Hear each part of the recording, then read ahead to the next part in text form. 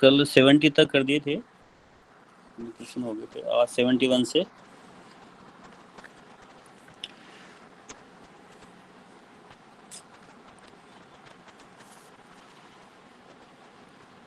प्रत्येक घंटे दिख रही है मेरी? नहीं, क्वेश्चन गायब आपके। हाँ, थोड़ा बड़ा कर दे। ठीक है। मतलब हठ रत्नावली के अनुसार महावेद मुद्रा का अभ्यास कैसे किया जाए कि पापों से मुक्ति मिल जाती है, उसका क्या समय अंतराल रखा गया है, उसके बारे में क्या प्रत्येक खाली कितने घंटे के बाद कितनी बार महावेद मुद्रा का अभ्यास किया जाए कि पापों से मुक्ति मिल जाती है। जी, दो बी घंटे ऑप्शन।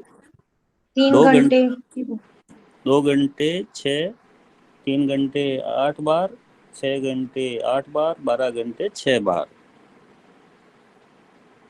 तो राइट आंसर अभी किसने बताया?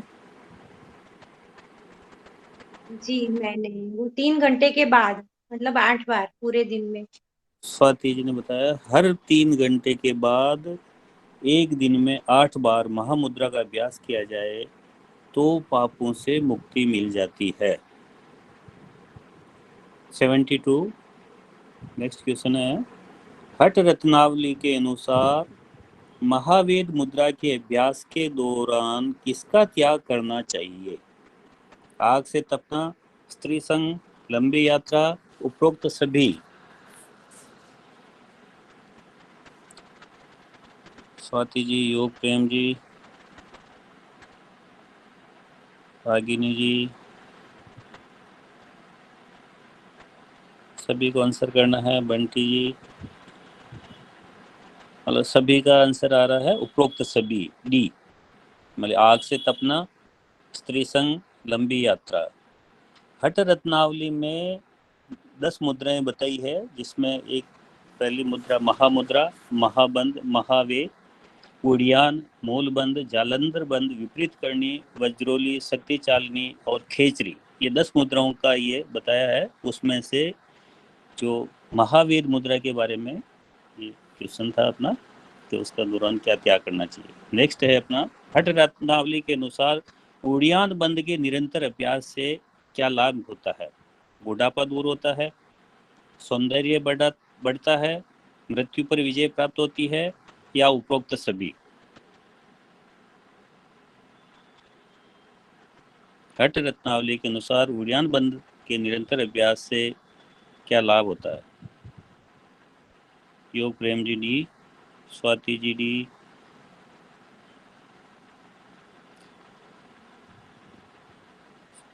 सभी आंसर करें। तो इसमें हठ रत्नावली के अनुसार उड़ियान बंद के निरंतर अभ्यास से बुढ़ापा भी दूर होता है, सौंदर्य बढ़ता है, मृत्यु पर विजय भी होती है, यानी उपरोक्त सभी, डी राइट आंसर है। इसमें और कोई बता सकता है कि उड़ियान बंद से क्या लाभ मिलता है? मृत्यु मातंग केसरी, मतलब मृत्यु रूपी हाथी के लिए सिंह के समान है, हाथ मतलब सिंह हाथी के समान है ऐसे वाला। हाँ, यानी मृत्यु भय मिटाता है, जिस पर शेर हाथी को मार गिराता है। जो शेर उसमें उड़ियान बंद को बताया है, हाथी मृत्यु को। और महाखग के समान भी बताया है। महाखग के समान बताया, इसमें महाखग के समान तो नहीं बताया। नहीं, ये हठ प्रदीपिका की बात है। हट रत्नावली की बात हो रही है अभी। अच्छा अच्छा। इसमें एक वो बताया था, बुढ़ापा दूर हो जाता है, जिसमें नवयुग के समान हो जाता है, सौंदर्य बढ़ता है, जो बाह्य सौंदर्य बढ़ाता है। और एक और बताया है इसमें लाभ, कि हठ अभ्यास का, उड़ियान बंद का कितने समय तक अभ्यास करें तो क्या लाभ मिल जाता है। इसमें कितना समय अंतराल बताया और क्या लाभ बताया उसमें, ये बताएं। वो वाला है क्या, 6 माह तक मृत्यु को जीत लेता है? हाँ, 6 माह तक अभ्यास करें तो साधक मृत्यु को जीत लेता है। हठ रत्नावली के अनुसार उड़ियान बंद का निरंतर अभ्यास करने से 6 माह तक अभ्यास करें कोई साधक तो मृत्यु को जीत लेता है। Next question 74। हठ रत्नावली के अनुसार मूल बंध के निरंतर अभ्यास से क्या लाभ होता है? मल मूत्र का क्षय होता है, बुढ़ापा दूर होता है, शरीर में अग्नि बढ़ती है, उपरोक्त सभी। बताएं। स्वाति जी, योगेम और आंसर करें सभी। इनके हिसाब से मल मूत्र का क्षय भी होता है, बुढ़ापा भी दूर होता है, शरीर में अग्नि भी बढ़ती है, यानी राइट आंसर है डी, उपरोक्त सभी। पुष्पा जी, पंटी कुमारी जी। तो इसमें हठ रत्नावली के अनुसार मूल बंध के निरंतर अभ्यास से और क्या फायदा होता है, और क्या लाभ बताए हैं, कोई बताएंगे? ये तो 3 लाभ ही बताए हैं, इसमें और ज्यादा लाभ बताए हैं, मतलब 5-6 लाभ बताए हैं, वो क्या है?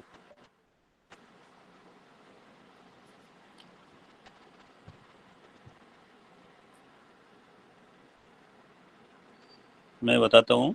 इसमें प्राण व अपान एक हो जाते हैं, नाद बिंदु एक हो जाते हैं, मल मूत्र की कमी आती है, ये बताई है, बूढ़ा व्यक्ति भी जवान हो जाता है, जठराग्नि प्रचंड हो जाती है। इसमें एक लाभ और बताया है जो इम्पोर्टेंट है, कुंडलिनी जो प्राण है सीधी ब्रह्म नाड़ी यानी सुषुम्ना में प्रवेश करती है, इससे ये लाभ होता है। मूल बंध के निरंतर अभ्यास से कुंडलिनी सीधी ब्रह्म नाड़ी यानी सुषुम्ना में प्रवेश करती है। नेक्स्ट क्वेश्चन, एक याम है किसके बराबर है? एक याम 1 घंटे के बराबर है, या 2 घंटे, 3 घंटे, या 4 घंटे? किसके बराबर है एक याम?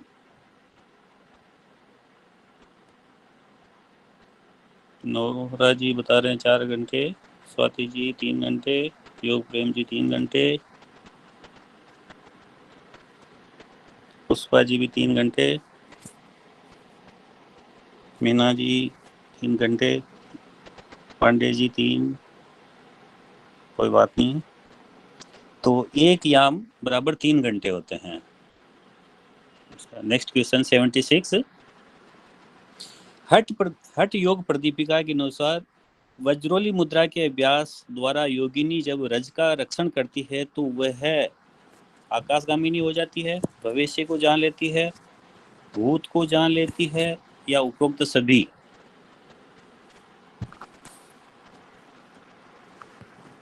Pandey ji, M G, Nora जी,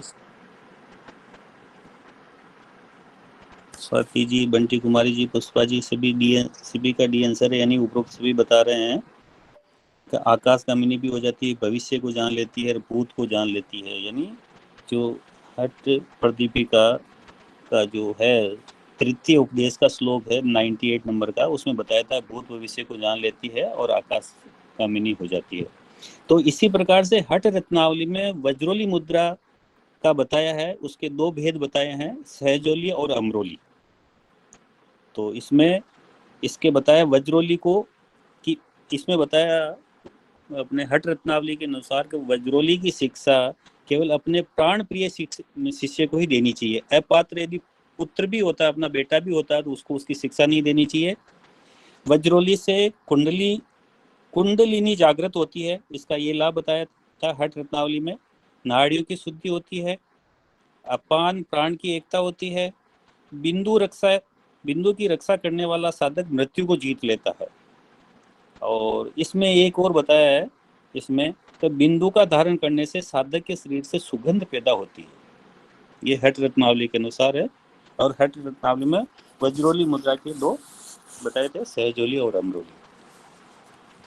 एक नेक्स्ट क्वेश्चन 77।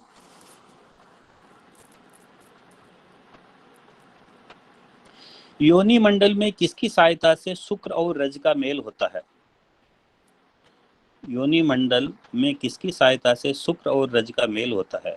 वायु का, अग्नि का, ऋतु का, या उपरोक्त में से कोई नहीं?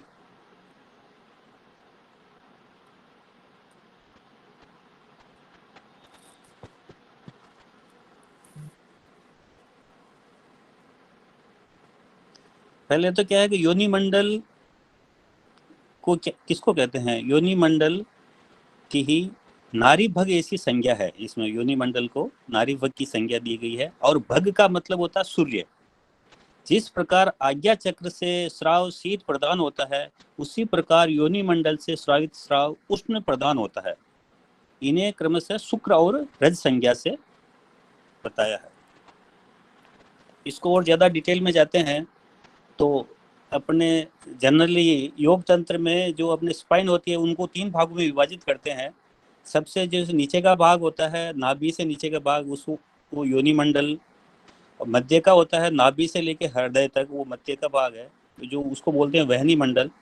और हृदय से ऊपर का भाग होता है सोम मंडल, जिसमें आज्ञा चक्र प्रमुख होता है। और उसी से श्रावित श्राव की यहाँ मतलब इसमें वो बताया गया है। तो इसमें शुक्र और रज का ये बताया है। तो इसका राइट आंसर होगा वायु, ए। मेरे ख्याल से मैं काफी क्लियर कर दिया, और यदि कोई डाउट हो तो। मनुष्य को प्राप्त होने वाली आयु, कर्म, धन, विद्या का निर्धारण कब होता है? इसका निर्धारण कब हो जाता है? जब 30 वर्ष की आयु होती है, जब 50 वर्ष की आयु में, 7 वर्ष की आयु में, या गर्भ में ही? मनुष्य को प्राप्त होने वाली आयु, कर्म, धन और शिक्षा का निर्धारण कब होता है? स्वाति जी, बंटी जी, मीना जी का सभी डी आंसर आ रहा, गर्भ में। अनूप जी, और कोई आंसर दे रहा? सभी का आंसर आ रहा है गर्भ में, डी। राइट आंसर है डी। हठ योग प्रदीपिका में कुंडलिनी को कहा है? हठ योग प्रदीपिका में कुंडलिनी को क्या कहा गया है? ये हठ प्रदीपिका में जो अपना तृतीय उपदेश है, उसके 100वें श्लोक में जो शक्ति चालिनी मुद्रा के बारे में जो वर्णन किया गया है, उसी में इसका कुंडलिनी के जो बताए हैं, कुंडलिनी के पर्यायवाची वो कौन कौन से हैं वो पूछे गए हैं। इसमें ए में भुजंगिनी शक्ति, बी में कुटिलांगी ईश्वरी, सी कुंडली अरुंधति, या डी उपरोक्त सभी? सभी आंसर डी दे रहे हैं, उपरोक्त सभी। यानी ये सभी इसके पर्यायवाची है। कुंडलिनी कहा गया है, भुजंगिनी शक्ति, कुटिलांगी जी, ईश्वरी, कुंडली अरुंधति। तो नेक्स्ट इसका राइट आंसर है डी, उपरोक्त सभी। नेक्स्ट क्वेश्चन है 80। हठ रत्नावली के अनुसार कुंडलिनी के पर्यायवाची शब्द है। कुंडलिनी के क्या पर्यायवाची शब्द बताए हैं? चक्री सरस्वती फणी, सर्पिणी कराली मणि, सड़ाधारा अष्टावक्र नागी, या उपरोक्त सभी? अनूप जी, जानकी जी? सभी। सभी मतलब ये नहीं, इसके हठ रत्नावली के अनुसार कुंडलिनी के सभी ये पर्यायवाची है। एक निष्क है 10 ग्राम के बराबर, 15 ग्राम के बराबर, 25 ग्राम के बराबर, या 50 ग्राम के बराबर? एक निष्क बराबर क्या है? चंदन जी, स्वाति जी, सी इसमें 25 ग्राम के बराबर बता रहे हैं। पुष्पा जी 25। इसको थोड़ा बताएंगे सर, निष्क मतलब? निष्क ये मतलब मात्रा है उसमें, जो अपने हठरत्नावली में जैसे एक निष्क के बराबर वो लेना है। जी वो खेचरी मुद्रा में जब हरड़ सूंठ और का प्रमाण बताया है ना, उसमें बताया है। तो जीभ का जब चालन दोहन और वो होता है, उसमें बताया, उसमें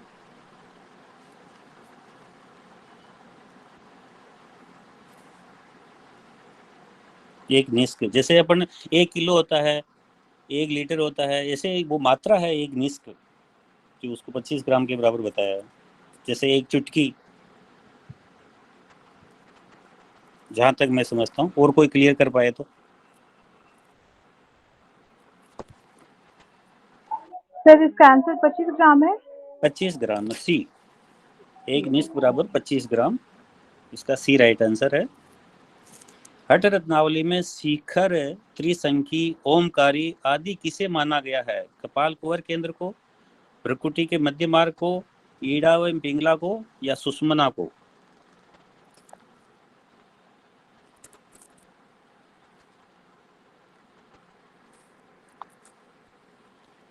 आंसर दें सभी।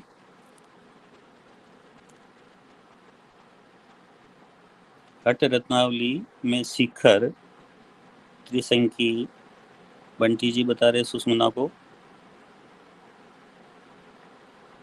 योग प्रेम जी, प्रिया जी डी बता रहे हैं, योग प्रेम जी बी बता रहे हैं, चंदन जी ए बता रहे हैं। सबके अलग अलग आंसर आ रहे हैं। मैं इसमें थोड़ा क्लियर कर देता हूँ। पुष्पा जी का ए आ रहा है, मीना जी का बी आ रहा है। तो इसमें हट रत्नावली में ये किसे कहा गया है? तो अपना द्वितीय उपदेश है, उसके सूत्र संख्या 154 154 में भ्रुकुटी के मध्य मार्ग को त्रिकुंट, सूचीहट,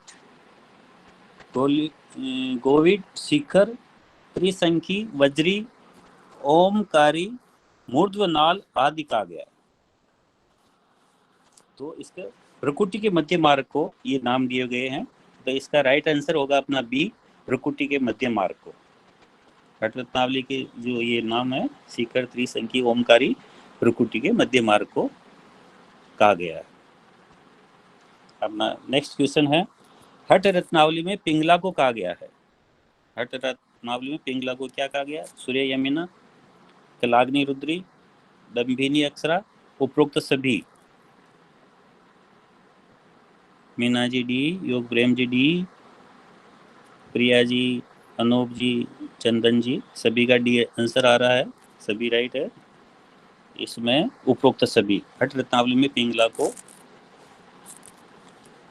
इसमें जो ईड़ा, चंद्रा, इसकी और भी नाम है, एक वामबोधि और बताया है इसमें। नहीं, पिंगला को तो यही बताए थे। पिंगला को तो पिंगला, दंभिनी, सूर्या, यमुना, अक्षरा, कलाग्नि, रुद्री और चंडी, ये नाम बताए पिंगला।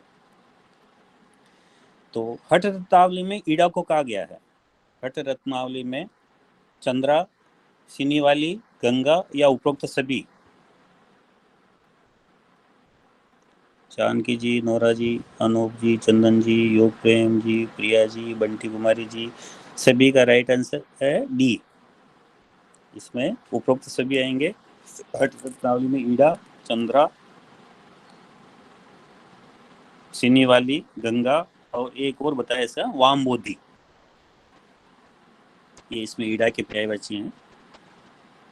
नेक्स्ट क्वेश्चन 85, हट रत्नावली के अनुसार अन्य विद्वानों ने सिद्धासन को कहा है? वज्रासन, मुक्तासन, गुप्तासन या उपरोक्त सभी? सभी का राइट आंसर है डी आ रहा, उपरोक्त सभी। हट रत्नावली में विद्वानों ने इसको वज्रासन, मुक्तासन और गुप्तासन को भी सिद्धासन ही कहा गया। नेक्स्ट क्वेश्चन है, हट रत्नावली में निम्न में से किस आसन को सर्वश्रेष्ठ माना गया है? हट रत्नावली में किस आसन को श्रेष्ठ माना गया है? तो हट रत्नावली के अनुसार सबसे पहले मैं उसमें बताना चाहूँगा कि 84 लाख योनियों को मानते हुए 84 आसनों का उल्लेख किया गया है इसमें, और उसमें भी 10 आसन को महत्वपूर्ण बताए गए हैं, और 10 आसनों में भी 4 को महत्वपूर्ण बताए हैं, सर्वश्रेष्ठ मान्य हैं। और उसमें भी सर्वश्रेष्ठ को एक जो माना गया है उसका नाम बताना है, किस आसन को श्रेष्ठ माना है, जो सिद्धासन, पद्मासन, सिंहासन, भद्रासन। तो इसमें अपना सभी के राइट आंसर है सिद्धासन ए, यानी 84 लाख योनियों को मानते हुए 84 आसनों का इसमें उल्लेख किया गया है। उसमें 10 आसन महत्वपूर्ण बताए गए हैं, और 10 आसन कौन कौन से हैं?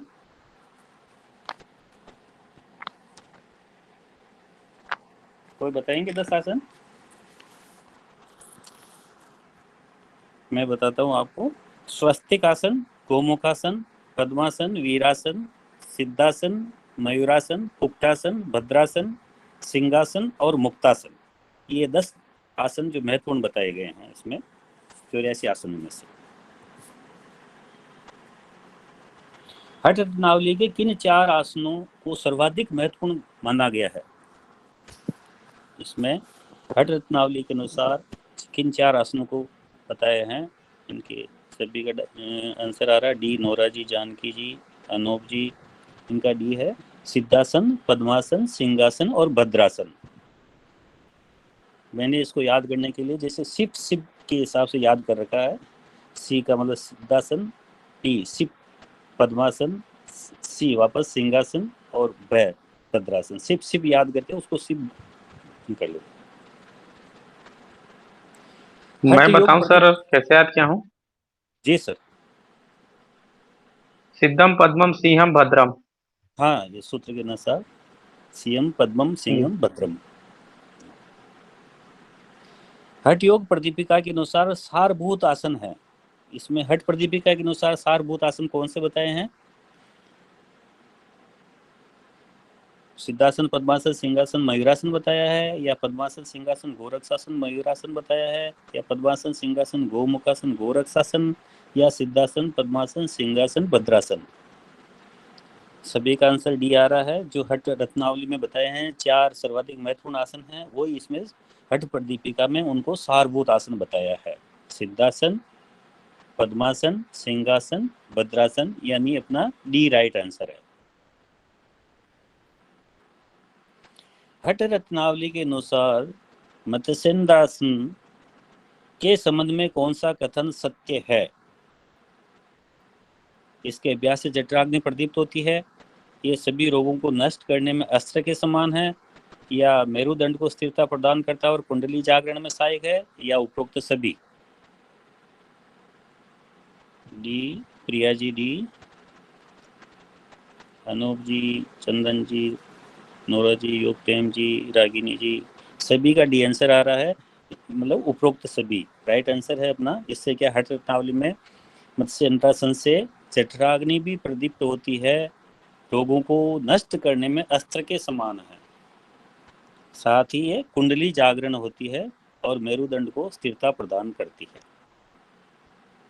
हठ रत्नावली के अनुसार पैरों के रोगों को दूर करता है कौन सा आसन है जो अपने पैरों को दूर करता है? वीरासन है, मर्कटासन है, स्वस्तिकासन, या मंडूकासन?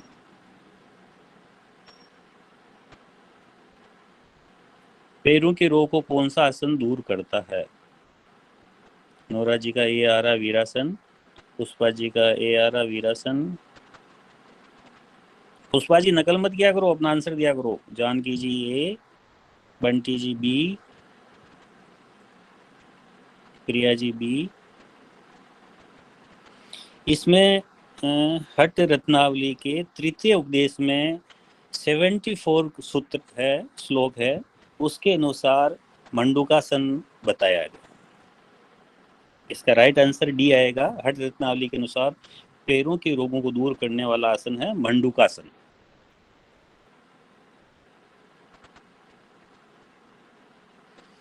मयूरासन के प्रकार है बुद्ध की मयूरासन, पार्श्व मयूरासन, पिंड मयूरासन, या उपरोक्त सभी? उपरोक्त योग प्रेम जी बता रहे हैं उपरोक्त सभी। नोरा जी डी है, चंदन जी भी डी है, अनूप जी डी है।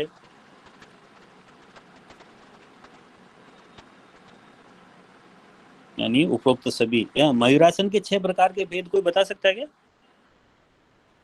मयूरासन के 6 प्रकार बताए हैं हठ रत्नावली में, वो कौन कौन से हैं?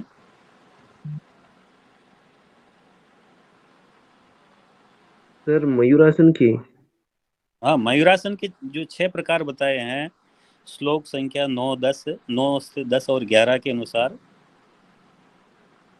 सर उसमें एक दंड मयूरासन बताया गया है, एक के दंड बताया है, और एक पार्श्व बताया गया है, एक सहज बताया गया है, जी जी, और एक बंद मयूरासन, एक पिंड मयूरासन और एक पाद मयूरासन। एक पाद मयूरासन। 6 प्रकार के मयूरासन के भेद बताए हैं, इसमें 6 प्रकार बताए हैं। हठ रत्नावली में मत्स्येंद्रासन के कितने भेद बताए गए हैं? 2, 3, 4, 5? हठ रत्नावली में मत्स्येंद्रासन के कितने भेद बताए गए हैं? 2, 3, 4, 5?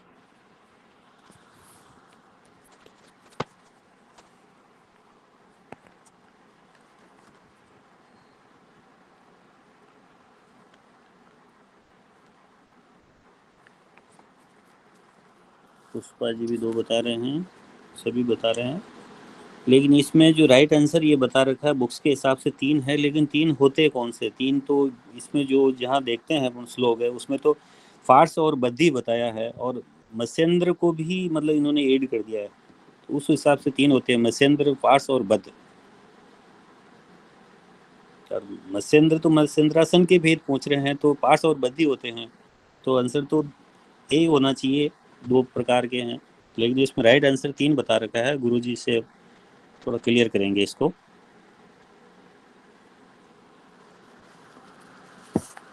Next question 93।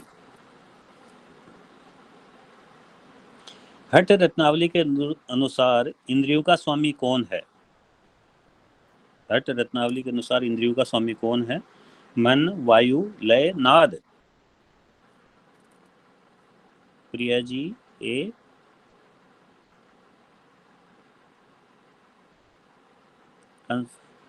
नोरा जी ए, योग प्रेम जी ए, सभी को आंसर करना है।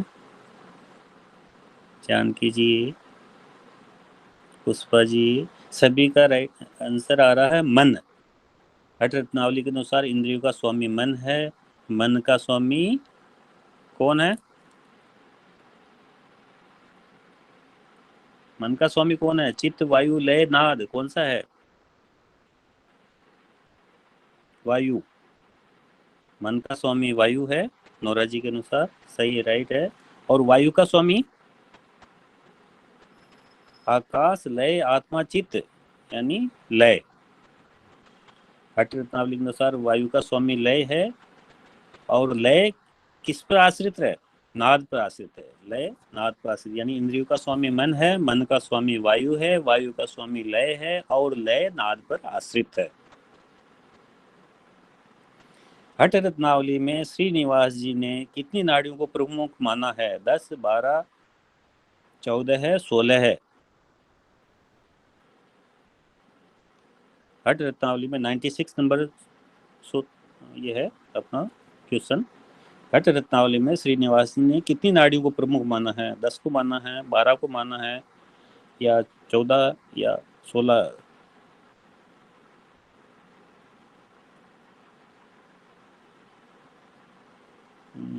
सभी का गलत है। इसमें हठ रत्नावली में जो सूत्र संख्या 31, 32, 31 और 32 के अनुसार इसमें 14 नाड़ियों को प्रमुख माना गया है। चंदन जी ने सही बताया है। और 14 नाड़ियां कौन कौन सी है? कोई नाम बता सकता है?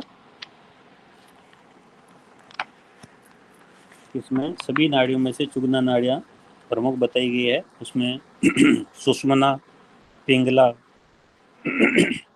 सरस्वती, कुहू, यशस्विनी, वरुणी, गंधारी, संखिनी, पूषा, विश्वोदरी, जिह्वा, अलम्बूसा, हंसिनी और ईड़ा नाड़ी। ये जो 14 नाड़ियां हैं उनको प्रमुख नाड़ियां बताइए हठ रत्नावली में। और इसमें हठ रत्नावली के साथ निम्न से कौन सी एक प्रमुख नाड़ी है? इसमें हंसिनी, गंधारी, वरुणी सभी इसमें प्रमुख नाड़ियां बताई गई है। 98 का क्वेश्चन है। हठ रत्नावली के अनुसार पिंड और ब्रह्मांड के ज्ञान का स्रोत है। हठ रत्नावली के अनुसार पिंड और ब्रह्मांड के ज्ञान का स्रोत है श्रुति ग्रंथ, आगम, पुराण या उपरोक्त सभी?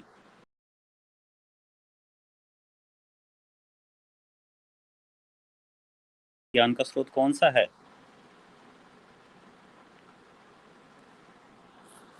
सभी आंसर करें। चंदन जी, नोरा जी, योग प्रेम जी, सभी ने डी आंसर किया है। तो इनके हिसाब से यानी श्रुति ग्रंथ, आगम और पुराण, यानी इसका राइट आंसर है डी, उपरोक्त सभी। पिंड और ब्रह्मांड के ज्ञान के स्रोत है उपरोक्त सभी। हठ रत्नावली के अनुसार कौन सा मेल सही है? 99 नंबर क्वेश्चन है। हठ रत्नावली के अनुसार कौन सा मेल सही है? चित्त बीज, हठ भूमि, वैराग्य जल या उपरोक्त सभी? योग प्रेम जी डी, उपरोक्त सभी आंसर करें। चंदन जी,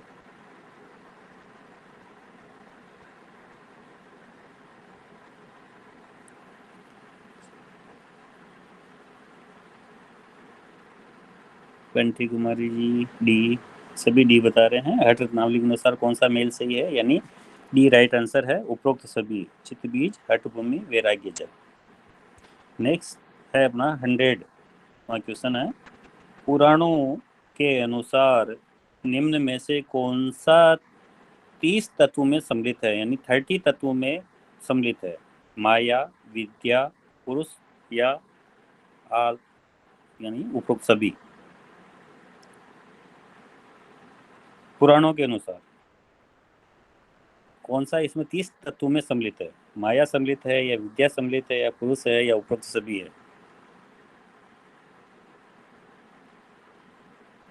बताएं।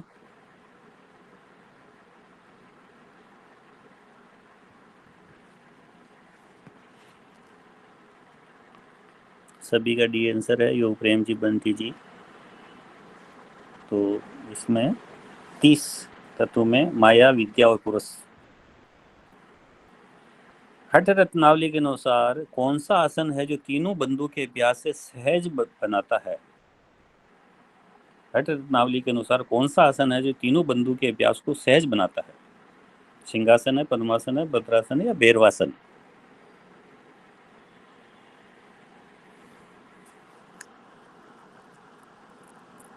बंटी कुमारी भद्रासन बता रहे हैं। योग प्रेम जी सिंहासन बता रहे हैं। नोरा जी पद्मासन बता रहे हैं। प्रिया जी भद्रासन बता रहे हैं। अनूप जी भद्रासन।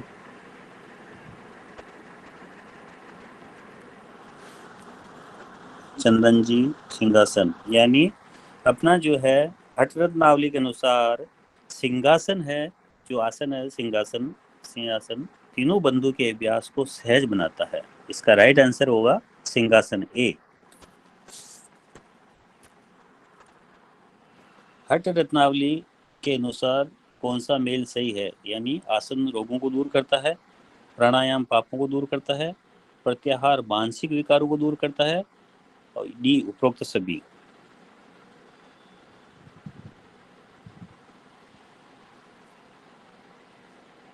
योग प्रेम जी, अनूप जी, बंटी जी, पुष्पा जी, जानकी जी, सभी का डी आंसर आ रहा है। चंदन जी, यानी उपरोक्त सभी। हठ रत्नावली के अनुसार आसन रोगों को दूर करता है, प्राणायाम पापों को भी दूर करता है, प्रत्याहार मानसिक विकारों को दूर करता है, यानी डी राइट आंसर है, उपरोक्त सभी। एक हठ रत्नावली के अनुसार प्राणायाम अभ्यास के लिए उत्तम आसन है। कौन सा इसमें उत्तम आसन है। सिद्धासन है, या बद्ध पद्मासन है, या स्वस्तिकासन है, या उपरोक्त सभी है।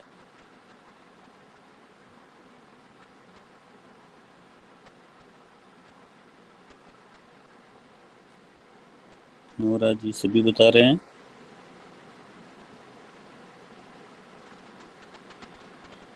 और आंसर करें सभी। पुष्पा जी भी बता रहे बद्ध पद्मासन।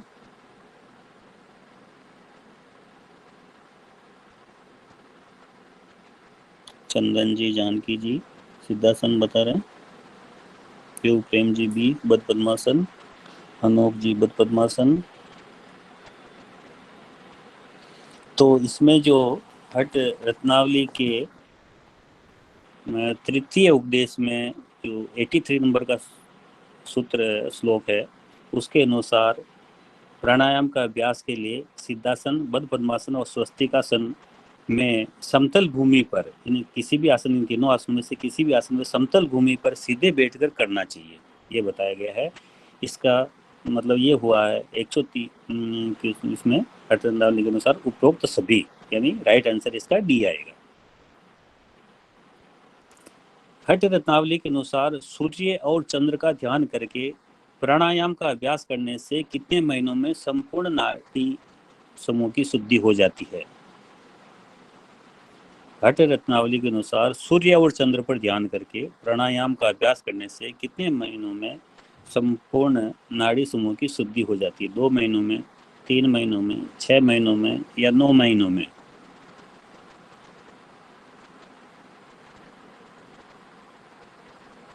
नोरा जी, यो प्रेम जी, अनूप जी, पुष्पा जी, सभी का 3 महीनों में आ रहा है।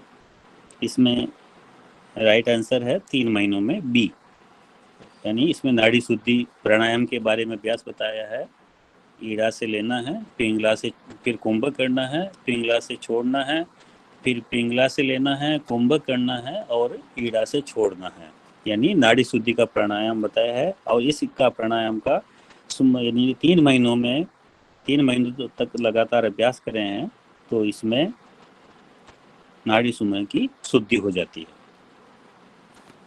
नेक्स्ट है अपना 105 क्वेश्चन। हठ रत्नावली के अनुसार कुंभक अभ्यास की प्रथम स्थिति है। शरीर में कंपन होता है, पसीना आता है, प्राण ऊपर उड़ता है या उपरोक्त सभी? नोरा जी ये बता रहे हैं, अनूप जी और जानकी जी डी बता रहे हैं, यानी उपरोक्त सभी बता रहे हैं। बंटी कुमारी जी बी बता रहे हैं, पुष्पा जी डी बता रहे हैं, चंदन जी बी, योग प्रेम जी बी। मतलब मैं इसमें थोड़ा सा ये क्लियर कर दूं कि हठ रत्नावली में जो कुंभक की जो 3 स्थितियां बताई है, एक तो प्रथम बताई है, एक मध्यम बताई है और तीसरी बताई थी उत्तम। तो प्रथम स्थिति में क्या है, एक तो ताप उत्पन्न होता है और पसीना निकलता है। तो इस वाले का तो राइट आंसर हो जाएगा अपन प्रथम स्थिति में, बी राइट आंसर है, शरीर में पसीना निकलता है। और दूसरा सेकंड क्वेश्चन है कि मध्यम स्थिति में क्या होता है, तो ताप उत्पन्न होता है या कंपन होता है या शरीर ऊपर उड़ता है या प्राण ऊपर उड़ता है? मध्यम स्थिति में कंपन होता है।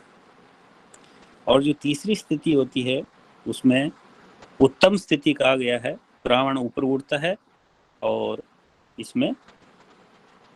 इससे पद्मासन की स्थिति में करना चाहिए। इनके जो कुंभक का अभ्यास है पद्मासन की स्थिति में करने के लिए बताया गया। नेक्स्ट क्वेश्चन अपना 107। प्राणायाम श्रम से उत्पन्न पसीने को क्या करना चाहिए? जो अपन प्राणायाम करते हैं तो उसमें पसीना आता है, जो प्रथम स्थिति में पसीना निकलता है, तो उसको क्या करना चाहिए? सूती वस्त्र से पोंछना चाहिए या गर्म सूती वस्त्र से पोंछना चाहिए या ठंडे सूती वस्त्र से पोंछना चाहिए या शरीर पर रगड़ना चाहिए या जल से धो लेना चाहिए? अनूप जी ठाकुर ने बताया है कि शरीर पर रगड़ना चाहिए। तो सभी का आंसर शरीर पर रगड़ना चाहिए। जानकी जी सभी का है, प्राणायाम श्रम से उत्पन्न पसीने को शरीर पर रगड़ना चाहिए। उसको न तो सूती कपड़े से पोंछना चाहिए, न ही गर्म सूती कपड़े से पोंछना चाहिए, न ही उसको धोना चाहिए। उसको जो भी अपना पसीना निकलता है उन्हें अपने शरीर पे मलना चाहिए उसको, जिससे अपना प्राणायाम से उत्पन्न पसीने को शरीर पर मलना के बारे में बताया गया। आरंभ अवस्था में योगी हो जाता है। अपने को जो 4 अवस्थाएं बताई है, आरंभ अवस्था, घटावस्था, परिचय अवस्था और निष्पत्ति अवस्था। तो इसमें क्या होता है कि आरंभ अवस्था में रोगी की क्या विशेषता बताई है? ओजस्वी, दिव्य देह वाला, शून्यचारी या उपरोक्त सभी? सभी का आंसर आ रहा है डी, उपरोक्त सभी। यानी आरंभ अवस्था में एक कोई बताएंगे ये आरंभ अवस्था में कौन सी ग्रंथि का भेदन होता है? ब्रह्मा। ब्रह्म ग्रंथि का। तो आरंभ अवस्था में ब्रह्म ग्रंथि का भेदन होता है और उसमें आनंद का अनुभव होता है। उसमें योगी ओजस्वी हो जाता है, दिव्य देह वाला हो जाता है और दिव्य गंध वाला होता है, प्रसन्नचित्त, अंतर्दृष्टि प्रदान और शून्यचारी हो जाता है। ये आरंभ अवस्था में। सेकंड अवस्था आती है घटावस्था में। घटावस्था में कौन सी ग्रंथि का भेदन होता है? विष्णु ग्रंथि। घटावस्था में विष्णु ग्रंथि का भेदन होता है और इसके जो लाभ बताए हैं, क्या बताए हैं? योगी कामदेव के समान हो जाता है, विष्णु ग्रंथि का भेदन हो जाता है, परमानंद की प्राप्ति हो जाती है, उपरोक्त सभी। इसका क्या आंसर है? घटावस्था में क्या होता है? आंसर उपरोक्त सभी। यानी घटावस्था में बताया गया कि विष्णु ग्रंथि का भेदन हो जाता है और अति शून्य में सूचक भेरी ध्वनियां सुनाई देती है। अति शून्य में सूचक भेरी ध्वनियां सुनाई देती है। वायु का मध्य मार्ग में संचरण होता है। आसनों में दृढ़ता प्राप्त होती है, यानी योगी कामदेव के समान हो जाता है और परमानंद की प्राप्ति होती है। ये घटावस्था में इसके लाभ बताए। और जो तीसरी अवस्था है परिचय अवस्था। परिचय अवस्था में कौन सी ग्रंथि का भेदन होता है? कोई भी नहीं कोई होता। भी ग्रंथि का भेदन नहीं होता। परिचय अवस्था में किसी भी ग्रंथि का भेदन नहीं होता है। और इसके जो लाभ बताए हैं वो कौन से हैं? क्या ए में बता रखे कि प्राण मां शून्य पहुंचता है, या ढोल ध्वनियां सुनाई देती है, योगी जरा मृत्यु से मुक्त हो जाता है, या उपरोक्त सभी?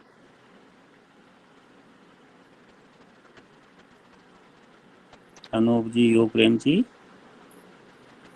नोरा जी, चंदन जी,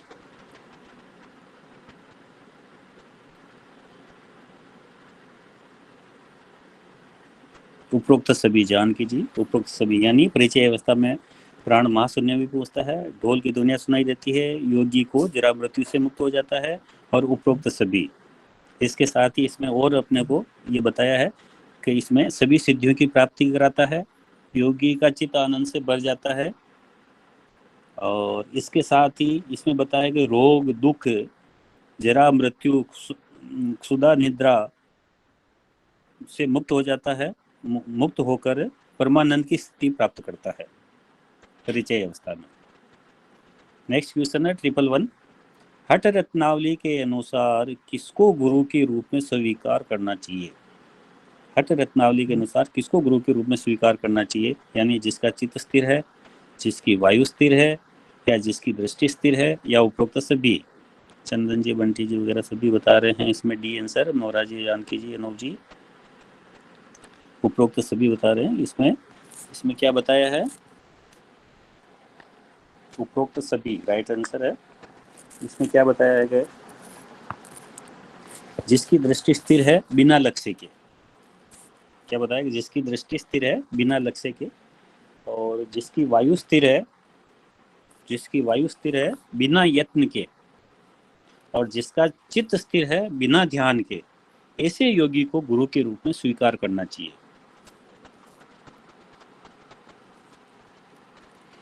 नेक्स्ट क्वेश्चन 112। मूलाधार में स्थित चक्र को कहा गया है, मूलाधार में जो स्थित चक्र है उसको क्या कहा गया है? योम चक्र कहा गया है, नाड़ी चक्र कहा गया है, दिव्य चक्र कहा गया, या उपरोक्त सभी? बंटी जी, नोरा जी, बी आंसर दिया है। योग जी ने, योग प्रेम जी,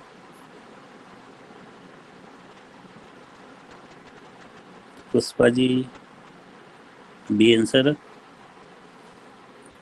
यानी नाड़ी चक्र राइट आंसर है, नाड़ी चक्र। लेकिन इसमें थोड़ा सा बताएं कि नाड़ी चक्र जो बताया है उसका आकार किसके समान बताया है? मूलाधार में जो चक्र बताया है नाड़ी चक्र, उसका आकार किसके समान बताया गया है? पक्षी के अंडे के आकार का। मुर्गी के अंडे के समान है वो, मतलब जो इसका मूलाधार में स्थित चक्र है जो मुर्गी के अंडे के समान है, और उस चक्र का नाम दिया है नाड़ी चक्र। और इससे सभी नाड़ियां निकलती है। जो मूलाधार से जो चक्र है नाड़ी चक्र मुर्गी के अंडे के समान है, वहां से सभी नाड़ियां निकलती है। और कालाग्नि भी मूलाधार में स्थित है, मूलाधार में कालाग्नि भी स्थित होती है। सोम नाड़ी किसको कहा गया? गंधारी को, संखिनी को, पूषा को, ईड़ा को?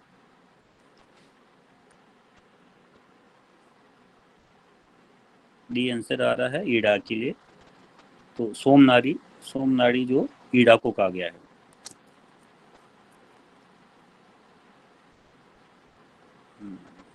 ईड़ा को और कौन सी नाड़ी कहते हैं? चंद्र नाड़ी। चंद्र नाड़ी। और इसको सत्व, रजस और तमस से भी कह सकते हैं क्या उसमें कोई?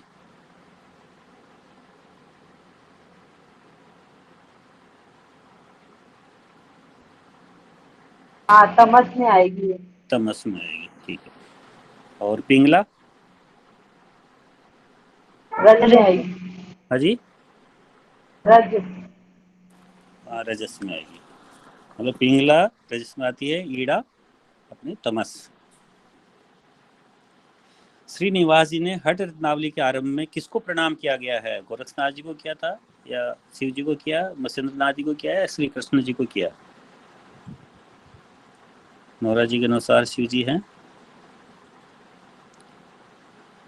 शिव प्रेम जानकी जी, अनूप जी, पुष्पा जी, सभी का बी आंसर आ रहा है शिव जी।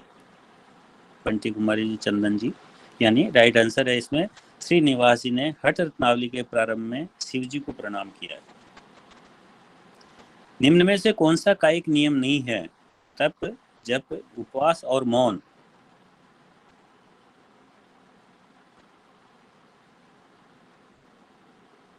निम्न में से कौन सा कायिक नियम नहीं है?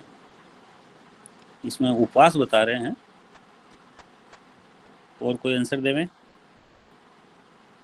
उपवास तो हो नहीं सकता क्योंकि शरीर से होता है उपवास, तो कायिक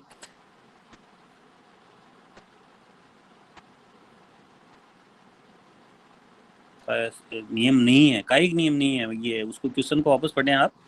निम्न में से कौन सा एक कायिक नियम नहीं है, जो काया से नहीं हो सकता, कायिक नियम नहीं है? जब तप और जप ये दोनों भी शरीर से होते हैं, काया से होते हैं, तो इसका मतलब मौन राइट आंसर आएगा।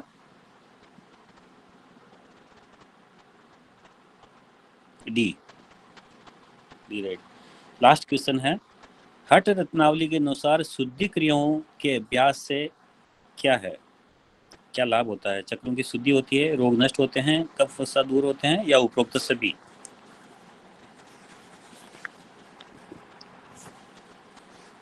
मतलब सभी का आंसर आ रहा है डी, उपरोक्त सभी।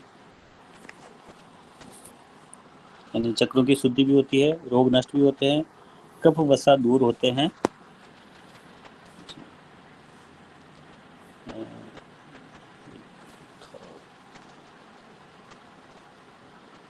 एक मेरा एक लास्ट क्वेश्चन है, हठ रत्नावली, गेरंड संहिता और हठ प्रदीपिका के अनुसार कौन कौन से प्राणायाम बताए गए हैं? कोई बताएंगे?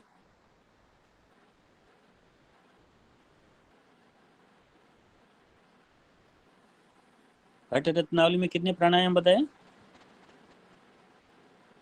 8 बताइए। 9 सर, 9 बताया गया है हठ रत्नावली में। हठ रत्नावली में 9 प्राणायाम बताएं, उनके नाम बता सकते?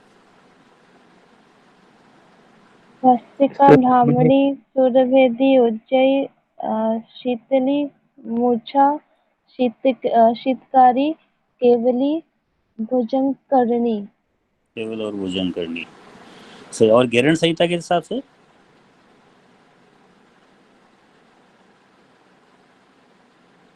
सूर्य भेदन, सॉरी सहित, सूर्य सहित, भेदन, सूर्यभेदी, उज्जाई, उज्जाई, शीतली, शीतली, भस्त्रिका, भस्त्रिका, भ्रामरी, भ्रामरी, केवली। हाँ जी केवली, तो सात सात ही हुई अभी। मूर्छा केवली। मूर्छा केवली। मूर्छा केवली। और सहित प्राणायाम की क्या भेद बताए थे? सर 2 बताए गए हैं। सगर्भ निगर्भ। सगर्भ और निगर्भ। और हठ प्रदिका में क्या बताया प्राणायाम? 8 प्राणायाम की कौन से बताए? सूर्यभेदी, उज्जाई, शीतली, शीतकारी, भ्रामरी, भस्त्रिका और मूर्छा प्लावनी।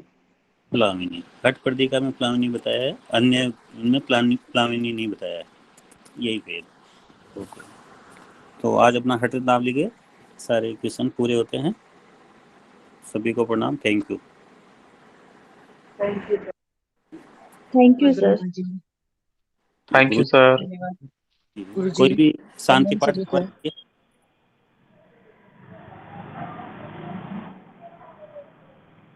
कोई शांति पाठ करवाएंगे?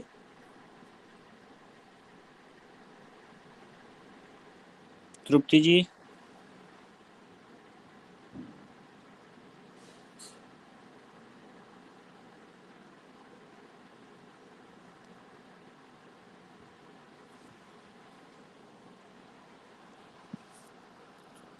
चलो मैं करवाता हूँ।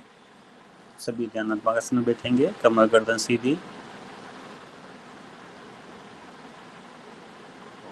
गहरा सांस लेके एक बार जाने दे, पुनः एक बार सांस लें और ओम चेंटिंग करें।